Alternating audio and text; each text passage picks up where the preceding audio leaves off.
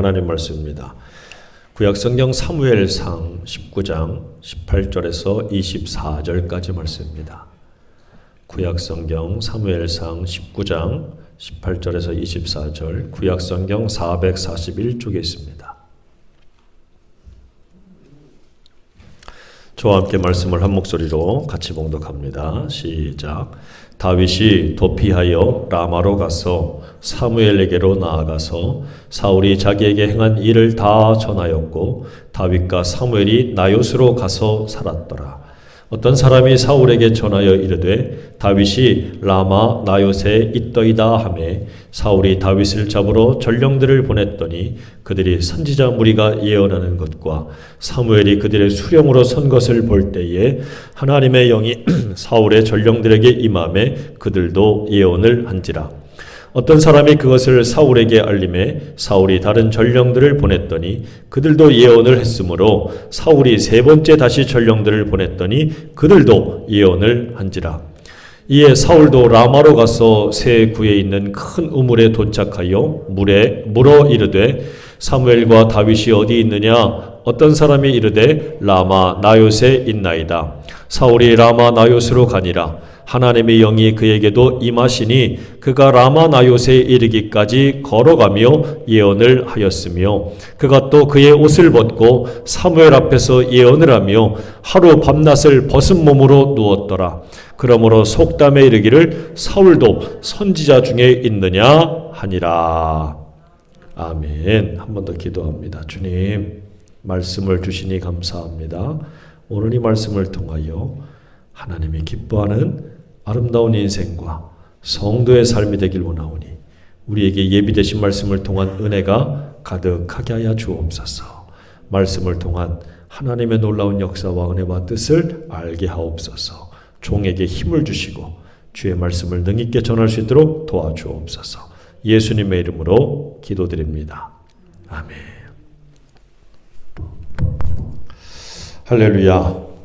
같이 해볼까요? 이런 교회 되게 하소서. 오늘 나눌 말씀의 제목입니다. 우리 교회가 오늘 이제 정확히 따지면 어제지요. 어제 지난 주인데 이제 창립 116주년이 되었습니다. 우리가 지금 이 보는 사진은 1933년 여름 수련회가 있었던 교회의 모습이에요. 지금까지 왔던 그 모든 일들을 생각해 보면 은혜와 기적과 감사의 시간, 순간이었다라고 말할 수 있지요. 일제 치하의 그 모진 시련들을 다 겪어내면서도 교회를 지켰어요. 전쟁이 일어난 와중에도 그 혼란한 틈에도 교회를 사랑하고 교회를 지키고 예배를 드려왔습니다. 그리고 지금 보는 사진은 1954년 전쟁 후에 부흥회가 일어났습니다. 그때 수많은 사람들이 이 우성 상석교회 부흥회 기념으로 54년도 1월달인가 봐요. 1월달에 모여서 이렇게 예배를 드리고 그 뜨거운 열정들로 전쟁으로 다 폐허가 됐잖아요. 그렇죠. 코로나로 이렇게까지는 폐허가 안 됐잖아요. 근데 그때보다도 우리의 믿음이 더 뜨겁다라고 자신 있게 말할 수가 없어요. 그 혼란한 틈을 이겨내고 1970년대 경제부흥 시대에서도 교회를 향해서 교회 중심으로 뜨겁게 믿음을 가지고 열정을 가지고 집회를 드리고 예배를 드렸던 모습들이 있단 말이에요. 이게 지금 그 당시에 청년들의 모습이었고 86년도에 지금 교회 여기 어린이집으로 쓰고 있는 저 반쪽 그쪽에서 예배를 드리고 사진을 찍은 모습들이 있고 95년도 입당 감사 예배를 드려서 지금의 모습에 남아있지요. 2010년도 여름 성경학교도 보내고 2015년도에 제가 이제 부임하게 되었고 지금까지 이제 오게 되었어요. 많은 시간들, 많은 일들이 있었지만 좀 한참 올라가려고 하는 중에 이렇게 갑자기 코로나가 오게 되어서 벌써 3년째. 그래서 이게 전 세계로 다 퍼지면서 팬데믹이라고 하는 정말 들어보지도 못한 일들이 우리에게 벌어지게 되었고 모든 일상이 멈추고 예배가 멈추고 정말 힘겨웠던 참고 견디는 시간들이 참 많았어요. 내일부터 또 이제 밖에서는 마스크를 벗게 한다고 하지요. 정말 끝이 오는 건지 아니면 또다시 지나서 또다시 확산이 되는 건지 참 미래를 알 수가 없어요. 여전히 이 터널을 지나가고 있지만 이 터널의 끝, 그 빛이 보이는 건지 아니면 빛이 보인 다음에 또 다른 터널이 보일지는 모르겠어요. 하지만 앞날이 어떻게 되든지 간에 오늘 내게 주어진 모든 삶들에 대해서 우리가 가져야 될 것은 바로 뭐냐면 지금까지 오게 하신 우리 하나님의 은혜는 기적이고 감사, 은혜의 기적 감사를 잊지 말라는 거예요. 지금까지 우리 하나님이 보호하시고 지켜주셨듯이 우리가 가져야 될 믿음은 터널의 끝이 있는지 아니면 그 터널을 지나서 또 다른 터널이 있을지 모르지만 하나님이 함께 해주신다는 거지요. 그렇죠. 여러분 이것을 분명히 확신하고 믿음으로 이 어려운 시절에도 잘 극복하고 승리하는 저와 여러분 되기를 축원합니다. 그래서 오늘 우리가 나눌 이 말씀의 제목은 이런 교회가 되기를 원한다라는 말씀으로 말씀을 준비하고 기도하면서 여러분께 이 말씀을 드립니다. 오늘 본문에 앞서서 다윗이 사울에게 미움을 받았어요. 사울은 천천히요, 다윗은 만만이라. 전쟁터에서 승리하고 돌아왔을 때 사람들이 다윗을 그렇게 막 환호하고 찬양했지요. 그러니까 사울의 입장에서는 뭐야, 내가 나가면 1000명이고 다윗이 나가면 10,000명이라고? 이게 화가 났어요. 시기 질투하다 못해서 저 장면은 지금 뭡니까? 창을 들어서 다윗을 죽이려고 해요. 저 때 이미 다윗은 자기의 둘째 사위예요. 근데 이 시기 질투 눈이 멀어버리니까 사위고 뭐고 없어요. 전쟁의 영웅인데 나라의 보배인데 창을 들어서 다윗을 죽이려고 하지요. 자, 이때에 또 그의 부인이 됐던 미갈이 다윗을 탈출시킵니다. 그래서 다윗은 하루아침에 전쟁의 영웅에서 도망자 신세, 쫓기는 사람이 되었어요. 왕이자 자기의 장인인 사울이 군사를 풀어서 자기를 막 죽이려고 합니다. 얼마나 다급합니까? 이때 다윗이 갔던 것이 바로 라마입니다. 그리고 거기에 라마에 있는 지역에서 누구를 만났냐면 사무엘 선지자를 만났지요. 사무엘은 사울을 왕으로 세운 사람이에요. 그리고 동시에 다윗에게도 기름을 부었던 사람입니다. 이 절체절명의 순간에 다윗은 사무엘을 찾아갔고 사무엘은 그를 맞아들였습니다. 그리고 라마에 있는 나요시라고 하는 곳으로 가게 되었어요. 제가 동그라미를 쳐놨죠. 나요시라고 하는 곳으로 찾아갔습니다. 자, 그곳에 가서 도움을 요청했더니 사무엘이 다윗을 맞아들이게 되었고 그리고 그를 나요스로 데리고 가서 같이 살았다라고 이야기하고 있어요. 나요시라고 하는 뜻은 바로 주거지라고 하는 뜻이 있어요. 주거지, 머무르는 곳입니다. 그러니까 라마에 있는 어떤 주거지예요. 근데 그 어떤 주거지에서 뭐하냐면 사무엘이 선지자, 즉 생도들이지요. 그 사람들을 데리고 훈련을 시키고 가르치던 곳입니다. 그러니까 오늘날로 말하면 교회요, 기도원이요, 또 크게 말하면 신학교라고 할 수 있는 거예요. 신학교. 그래서 사무엘이 있는 그곳으로 찾아가게 되었다라는 거지요. 저는 오늘 이 모습을 보면서 우리가 깨달은 것 중에 하나가 바로 뭐냐면 교회는 문턱이 높아서는 안 된다는 거예요. 교회는 문턱이 높으면 안 돼요. 교회는 원래 문턱이 없었어요. 근데 어느 순간부터 교회가 문턱이 생기기 시작한 것 같아요. 문턱이 생기기 시작한 것 같아요. 누구는 들어오고 누구는 들어오지 말라고 하는 문턱. 여러분 생각해 보세요. 다윗은 지금 어떤 상태입니까? 쫓기는 사람이에요. 도망자예요. 특별히 죄는 안 졌는데 왕이 지금 뭐 하는 겁니까? 수배를 지금 하는 거예요. 전국에 수배령을 내린 상태입니다. 그런데 그런 다윗을 숨겨준다면 어떻게 되겠습니까? 굉장히 곤란하겠죠. 다윗뿐만 아니라 그 숨겨준 사람도 같이 죄를 물어서 자기도 곤란해질 수 있는 상황이 오는 거예요. 그러니까 쉽게 다윗을 숨겨줄 수 있는 상황이 못 됩니다. 자, 그런데 사무엘은 어떻게 합니까? 자기를 찾아서 나온 도망자 신세인 다윗을 숨겨주었어요. 그리고 동시에 어떻게 합니까? 쫓기는 다윗을 나윗이라고 하는 곳까지 데리고 가서 그를 품어주고 같이 살았다라고 말하고 있어요. 저는 이 장면을 보면서 여호수아에 나오는 이스라엘이 가나안 땅을 다 점령하고 났을 때 하나님이 무엇을 말씀하시냐면 도피성을 말씀하셨어요. 총 6개의 도피성이 있는데 그 도피성들을 마련해놓고서는 어떻게 하십니까? 고의적인 살인, 고의적인 범죄가 아닌 실수로 그냥 어떻게 하다 보니까 사람을 상하게 하고 죽인 사람이 있으면 그 성으로 도피하면 목숨은 살게 해주는, 단 제사장이 그곳에 있을 동안에만, 대제사장이 그곳에서 살 동안에는 그의 목숨을 부지할 수 있도록 그런 성을 만들어 주셨어요. 범죄자입니다. 실수든 고의든 지금 다 그렇게 한 사람들 정상 참작이 있겠지만 일단 법원에 끌려가고 재판을 받고 그래서 형량이 나와서 이렇게 지금도 진행하잖아요. 근데 이 당시에도 그런 제도들이 있었다는 거지요. 교회가 바로 그런 역할을 했다는 것입니다. 교회가 바로. 지금도 쫓기는 인생이 많지요. 다윗처럼 쫓기는 인생이 많아요. 빚쟁이에게 쫓기는 사람도 있지요. 죽음의 두려움과 공포에 쫓기는 사람도 있지요. 두려운 일들로 가득해서 쫓기고 도망다니는 사람도 있지요. 어떤 사람은 시간이 없어 시간에 쫓기고. 그냥 단순히 바쁜 것만 있는 게 아니라 쫓기고 도망다니는 사람들, 영혼들이 너무 많은 거예요. 교회가 해야 될 일이 바로 뭡니까?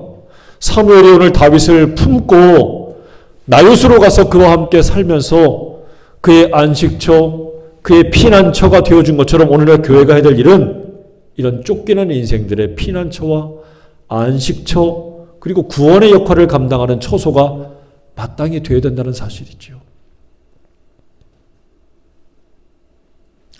예수님 당시에 예수님에게 굉장히 책망을 받고 호되게 질책을 받은 사람들이 있습니다. 독사의 자식들아, 회칠한 무덤들아, 이 바리새인들과 서기관들이라고 하는 사람들이 나와요.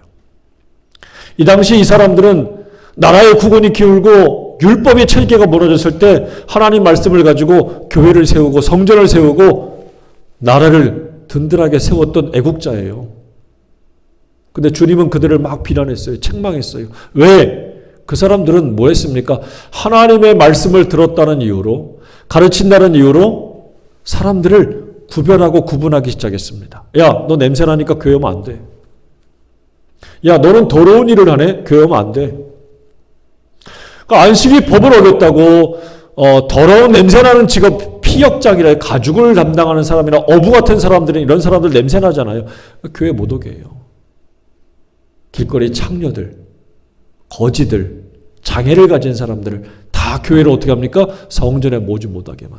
교회의 문턱을 만들어버렸어요. 문턱을 만들어버렸어요.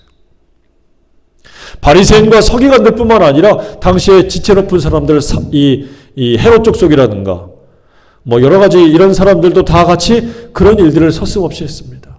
넌 나하고 달라. 왜 다른데 왜 와? 오지 마. 교회의 문턱을 만들어버렸죠.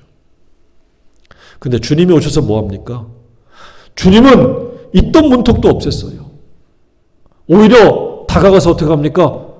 죄인들의 친구가 되어주고 죄인들과 함께 먹고 마시고 그들의 집에 들어가고 그들에게 대접받는 것을 부끄러워하지 않으시고 그들과 함께하면서 하나님 말씀을 가르치고 그들의 병을 고쳐주고 그들의 마음을 고쳐주고 그들의 인생을 바꿔주었어요. 여러분 생각해봐요. 예수님에게 문턱이 있었습니까? 없었습니다. 고관들이 찾아올 때도 주님 막지 않으셨습니다. 바리새인들이 찾아올 때도 막지 않으셨습니다. 거렁맹이가 찾아올 때도 병든이가 찾아올 때도 주님 막지 않았어요. 예수님에게 문턱이 없어요. 근데 어느 순간에부터 교회가 조금씩 잘 살기 시작하고 돈이 있기 시작한 다음부터 교회가 무엇을 합니까? 문턱을 만들기 시작해요. 누구는 되고 누구는 안 되고. 정말 이 시대의 교회들이 조심해야 될 것들이 바로 이겁니다. 예수님이 없애버린 문턱을 사람이 다시 만든다? 정말 책망받을 일이에요. 오늘날 교회가 고달픈 인생들이 찾아와서 언제든지 쉴 수 있는 교회라는 것을 명심하고 기억해야 될 줄로 여러분들 믿으시길 간절히 바랍니다. 교회가 교회답다는 얘기는 바로 이거예요. 문턱이 없는 교회가 되어야 돼요. 예수님이 마태복음 11장 28절에 뭐라 말씀하십니까? 수고하고 무거운 짐진 자들아 다 내게로 오라. 내가 너희를 쉬게 하시겠다. 안식을 주겠다. 평안을 주겠다. 구원을 주겠다 말씀하시잖아요. 그렇죠. 쫓기는 인생, 도망다니는 인생 조차도 사무엘이 거절하지 않고 그를 받아주고 품어준 것처럼 교회가 마땅히 그래야 될 줄로 믿습니다. 또한 쫓기고 피곤한 다윗은 별장을 찾아갔습니까? 자기를 숨겨줄 만한 지인을 찾아갔습니까? 아니에요. 다윗이 어디로 갔습니까? 오직 사무엘이 있는 라마로 막 갔어요. 다급한 순간에 다윗을 보세요. 뭐가 제일 먼저 생각난 거예요? 사무엘 어디 있지? 라마에 있어, 라마. 다시 말하면 뭐예요? 안식과 평안, 구원을 얻을 곳이 바로 어디라는 것입니까? 교회라는 얘기예요. 다윗은 그것을 알았다는 얘기예요. 그래서 그 교회를 찾아서, 그 사무엘을 찾아서, 그 목사를 찾아서 다윗은요, 그 어려운 순간에 막 찾아갔다는 얘기예요. 왜?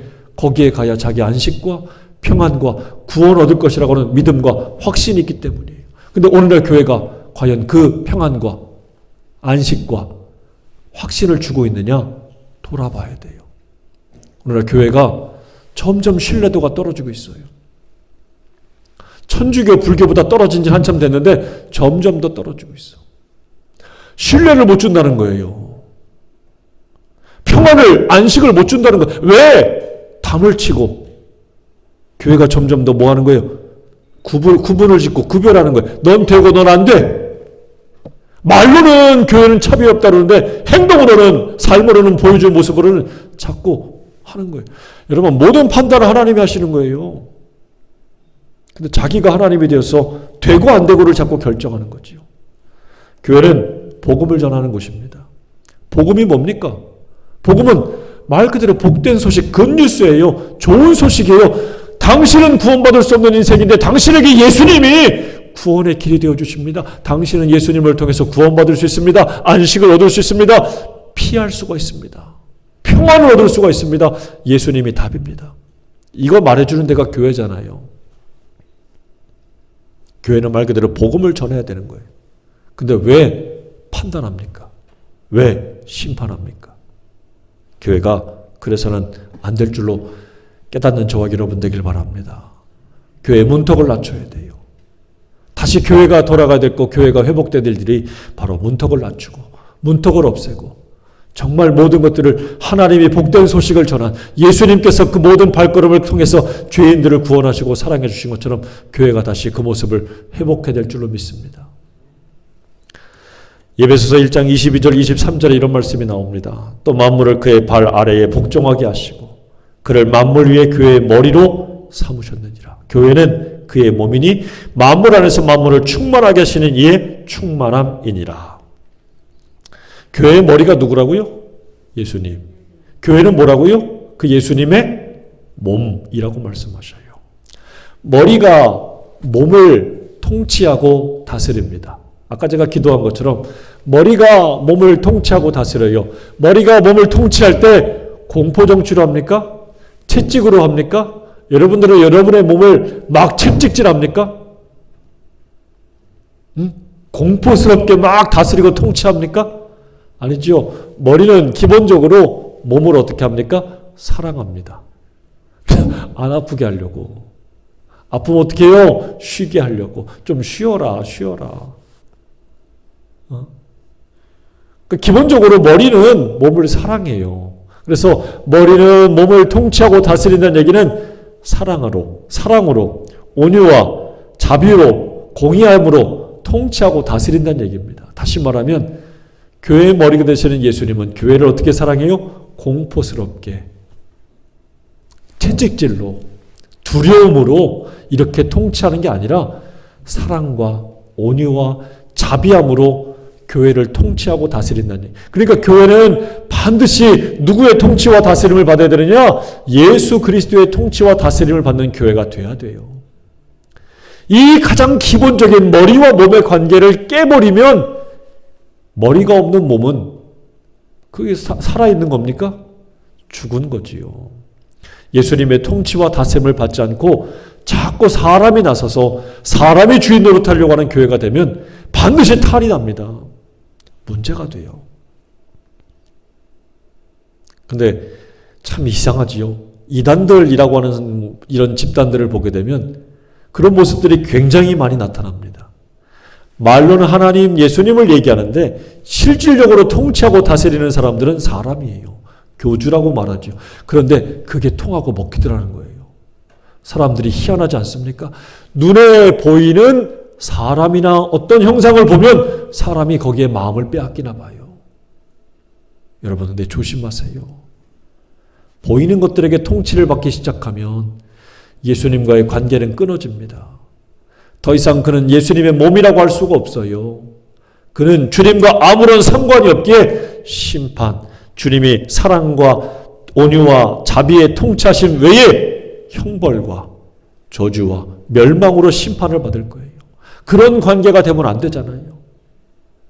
우리는 주님의 몸된 정말 이 교회에 속한 주님과 깊이 있고 주님의 통치와 다스림을 받는 주님의 백성이라는 사실을 잊지 않는 저와 여러분 되길 간절히 바랍니다. 그래서 교회는요, 꼭 있어야 될 게 있어요. 바로 뭡니까? 예수님이 있어야 돼. 교회는 돈 좀 없어도 돼. 에? 교회는 이런 장비 같은 것 좀 없어도 돼. 형편 없어도 돼. 없어가지고 저런 거 갖다 놔도 돼. 그래도 돼요. 교회는 뭐 훌륭한 시설, 편리한 안락의자 이런 것 좀 없어도 돼요. 훌륭한 조명, 장비, 시설 없어도 돼요. 근데 예수님이 없으면 안 돼요. 그런 거 찾으면 방송국 가야지. 글 잘 쓰는 사람 만날 거면 신문사 가든가 작가를 불러야지. 그런 건 좀 부족해도 돼요. 하지만 예수님이 없으면 그건 교회가 아니에요. 돈이 없고 좀 권력 없고 좀 인기 없어도요, 예수님이 있으면 거긴 교회예요. 다시 내 안에 그럼 예수님이 있어요? 내 안에 예수님이 있어요? 좀 못나도 괜찮아요. 좀 구겨졌어도 괜찮아요. 좀 흠집이 나도 괜찮아요. 그런데 내 안에 예수 있으면요, 그건 교회예요. 그건 성전이에요. 하나님이 임하시는 곳이라고요. 그런데 내 안에 예수님은 신경 안 쓰고 내 안에 예수님 모실 생각은 않고 그냥 어떻게 해야 이뻐지나, 어떻게 해야 괜찮아지나, 찍어 바르고 치장하고 뭐하고 아무리 예쁘게 꾸미고 아무리 아름답다고 해도 그 안에 예수님 없으면 그건 썩을 몸이요, 흙으로 돌아갈 흙덩이에 불과한 인생이에요. 우리가 잘 아는 찬송가 96장 있지요. 제목이 예수님은 누구신가? 라는 찬송이에요. 이 찬송가의 작사자를 보면 민로아 선교사라고 나와요. 민로아라고 하는 건 우리식으로 지은 이름이고 원래는 밀러예요. 밀러라고 하는 분입니다. 이분이 바로 그 밀러라고 하는 선교사님이에요.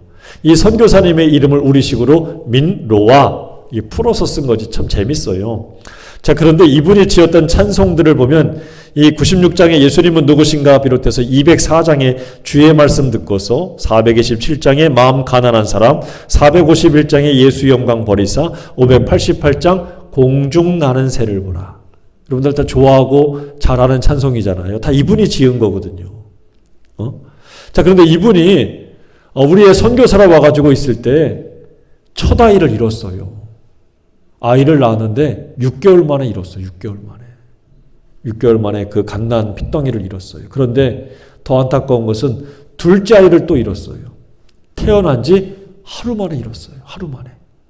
근데 그 뒤에 1년 뒤에 그의 부인이었던 안나라고 하는 선교사의 부인인데 그의 부인도 역시 1년 뒤에 잃었습니다.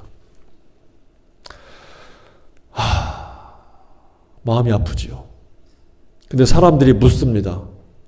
여보시오, 선교사님, 당신이 전하는 예수가 누구기에 이렇게 당신을 힘들게 하는 거예요? 예수가 누굽니까? 도대체 왜, 뭐 때문에 이렇게 힘든 일을 겪습니까? 이곳까지 와서. 자, 그때에 이 질문을 듣고 지었던 찬송이 바로 이거예요. 예수님은 누구신가? 우는 자의 위로와 없는 자의 풍성이며 천한 자의 높음과 잡힌 자의 노임되고 우리 기쁨 되시는 분이다. 예수님은 누구신가? 약한 자의 강함과 눈먼 자의 빛이시며 병든 자의 고침과 죽은 자의 부활되고 우리의 생명 되시는 분이다. 예수님은 누구신가? 추한 자의 정함과 죽을 자의 생명이며 죄인들의 중보와 멸망자의 구원되고 우리의 평화 되시는 분이다. 예수님은 누구신가? 온 교회의 머리와 온 세상의 구주시며 모든 왕의 왕이요 심판하실 주님 되고 우리 영광 되시는 분이다. 할렐루야.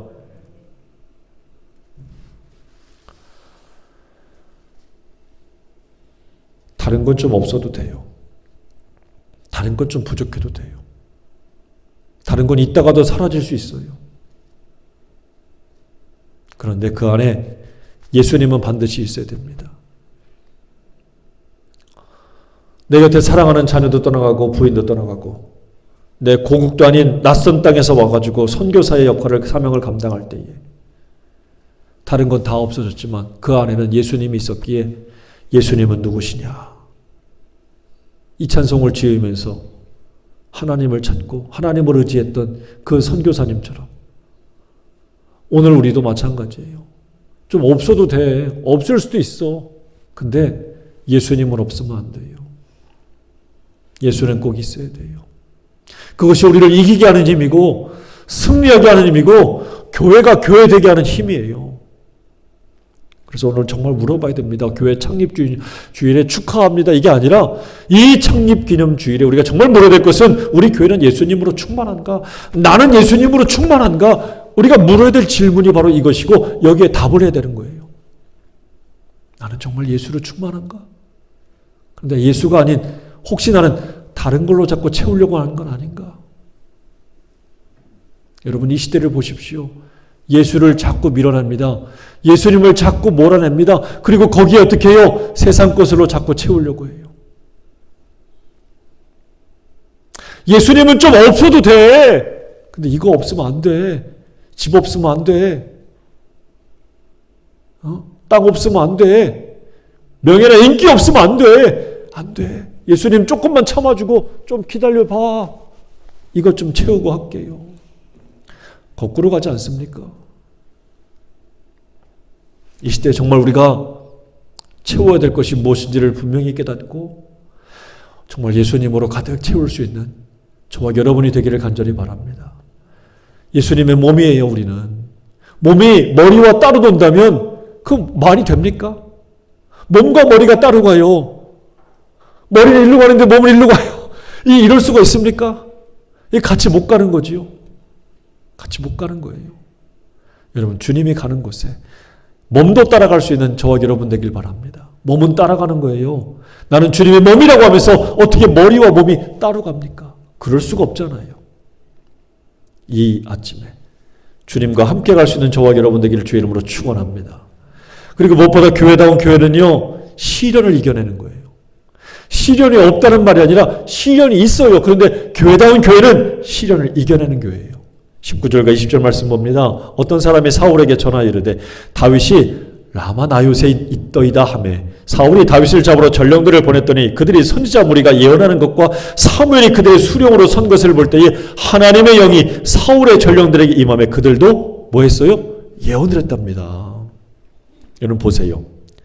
어떤 사람이 있지요. 누군지 몰라. 그런데 다윗이 라마 나요새 있다는 얘기를 듣고 이 첩보예요, 첩보. 정보를 갖다가 사울에게 지금 얘기해 주는 거예요. 보상을 받고 싶어서. 그런 사람들 꼭 있잖아요. 자, 그래서 전령들을 막 보냈습니다. 근데 보냈던 전령들이 어떻게 합니까? 아니, 가서 다윗을 잡으라고 그러는데 잡지는 않고 가가지고 성령이 충만해서 막 예언을 하기 시작하는 거예요. 두 번째, 세 번째도 역시 그러는 겁니다. 두 번째 보낸 전령도. 자, 그러면 한번 생각해 봐요. 사울이 분명히 지금 왕인데 왕의 권세와 힘을 가지고 능력을 가지고 다윗을 잡으려고 그러는데 이거 하나를 못 잡아요. 왜? 다 틀어지고 막히는 거예요. 이쯤 되면 생각해 봐야지. 이거 누가 하시는 거예요? 하나님이 하시는 거지. 이쯤 되면 생각해 봐야 되는 거예요. 야, 이거 이렇게 안 될 수가 있나? 여러분 잘 보세요. 잘 생각해 봐요. 계속 하는데도 안 돼? 하나님이 막으신다는 생각을 좀 해봐야 돼. 아, 하나님이 내 일을 기뻐하는 게 아니구나. 하나님이 이 일을 원하지 않으시는구나 생각해 봐야 돼. 그러면 멈출 줄도 알아야 되는데 사울은 멈춰요? 안 멈춰요. 안 멈춰. 안 멈추고 있어요. 오히려 어떻게 합니까? 두 번째 보내고 세 번째 전령도 막 보내요. 그런데 안 되니까 어떻게 합니까? 자기가 직접 가요. 직접 막 가잖아요. 그래서 22절 말씀 보면 사울도 라마로 가서 세구에 있는 큰 우물에 도착해서 묻습니다. 야, 사무엘과 다윗이 어딨냐? 라마나윗에 있어요. 23절 같이 읽어봐요. 시작. 사울이 라마나윗으로 가니라 하나님의 영이 그에게도 임하시니 그가 라마나윗에 이르기까지 걸어가면서 뭐래요? 어메, 사울도 예언을 해요. 24절에 심지어 예언하면서 어떻게 합니까? 뭘 벗어요? 옷을 벗고 얼마 동안 옷을 벗고 있어요? 하루? 밤낮을. 하루 동안 그냥 벌거벗은 민망해라. 그런데 자기가 벗은 것도 모르나 보지? 막 취해가지고 성령에 그냥 막 눌려가지고 어떻게 해요? 막 예언을 하는 거. 무슨 예언인지는 모르겠어요.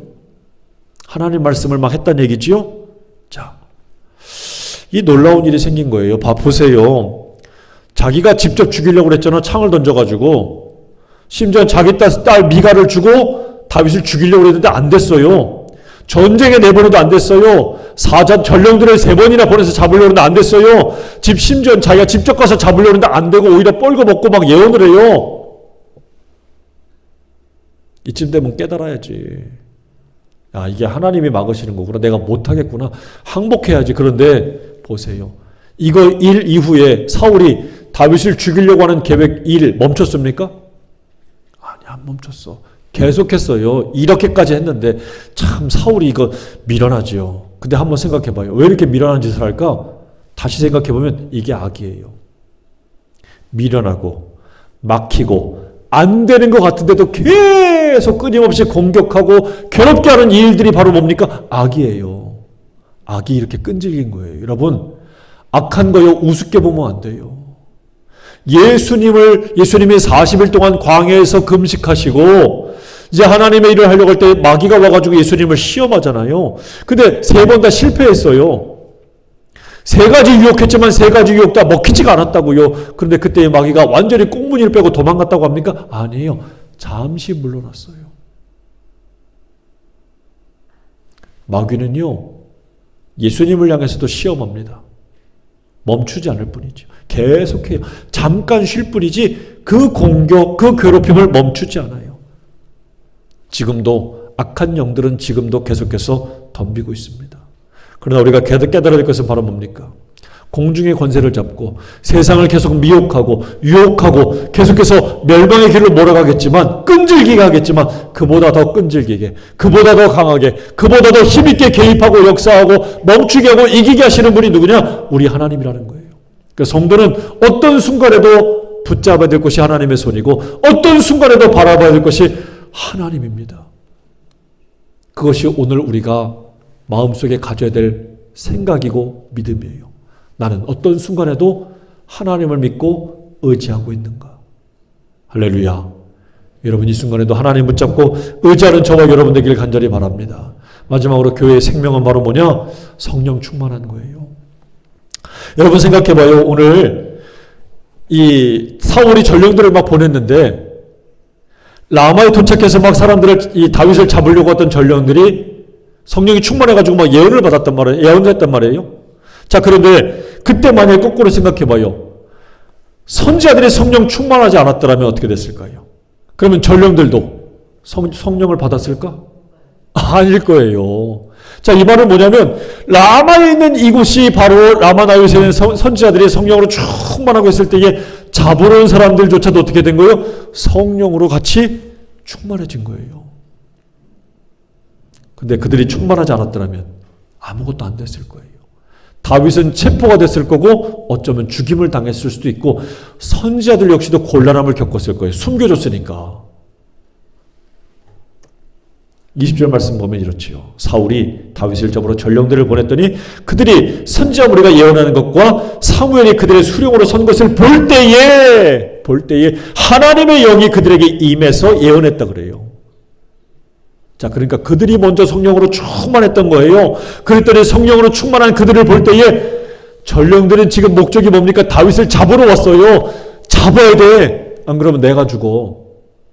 적대감이 가득했는데 그게 사라졌네. 미움으로 가득했는데 그게 사라졌어요. 성령으로 충만한 교회를 볼 때에 성령으로 충만한 그곳에 갔더니 성령으로 전염이 되어서 그들의 마음속에 있는 미움과 적대감이 다 사라졌어요. 여러분, 이게 성령의 능력이에요. 할렐루야. 성령을 받았더니 막 미친 듯이 막 이상한 말을 하더라. 사람 눈 뒤집어지면서 넘어지고 자빠져. 그건 현상이에요. 어떤 교회는 방언 못한다고 그랬더니 너는 믿음 없다 그래가지고 거기는 교인들이 막 갈라지고 찢어졌대. 그건 악령이 역사한 거지 성령이 역사한 게 아니에요. 그건 성령 역사 아닙니다. 그건 현상이에요. 현상. 성령이 역사했더니 적대감이 사라지는 거예요. 미움이 사라지는 거예요. 함께하지 못할 것 같은 인간들이 함께하는 거예요. 그게 성령의 역사예요. 자, 그리고 나서 또 24절 보면 다윗이 아까 뭘 벗었다고 그랬죠? 옷을 벗었대. 무슨 옷을 벗은 거예요 지금? 왕의 옷이에요. 왕의 옷을 벗은 거예요. 왕의 옷은 신분입니다. 군인은 군인의 옷을 입고 의사는 의사의 옷을 입어요. 그런데 목욕탕에 가면요 그거 다 벗지요. 군복 입고 목욕하는 사람 봤어요? 가운 입고 목욕해요? 이상하잖아요. 목욕탕 가면 지가 높은 사람인지 낮은 사람인지 모르겠어요. 근데 가끔 여기 보면 막 만화방에서 온 사람처럼 막 문신을 그려가지고 위화감을 조성하는 사람 있지요. 아니 벗었는데 이건 왜 몸에다 그렸는지 몰라요. 옷을 벗었다는 얘기는 지금 왕의 신분, 왕의 역할, 왕의 자리, 왕의 위엄들을 다 벗어놓은 거예요. 똑같다는 거지요. 평등하다는 얘기예요. 같다는 얘기입니다. 여러분, 옷 벗고 나니까 왕도 아니요. 이제 똑같아. 사울에게 보여준 모습이 바로 그거예요. 성령 충만하면요 다 같은 거예요. 근데 성령 충만하지 못하니까 제자들이 마치 예수님과 예루살렘에 갈 때 누가 더 높으냐? 누가 더 높은 자리 차지할까? 이 짓 하고 있는 거지. 오늘날 성령 충만하지 못한 교회가 뭐 합니까? 내가 먼저 왔는데 나중에 온 게 왜 까불어? 내가 더 이 교회를 위해서 공헌이 많은데 지가 뭐라고 이러고 싸우는 거예요. 성령 충만한 교회는 적대감이 사라지고 평등함이 회복됩니다. 은혜가 회복되는 거예요. 성령으로 충만하지 못하면 지친 영혼에게 교회가 교회의 사명을 다 감당할 수가 없을 거예요.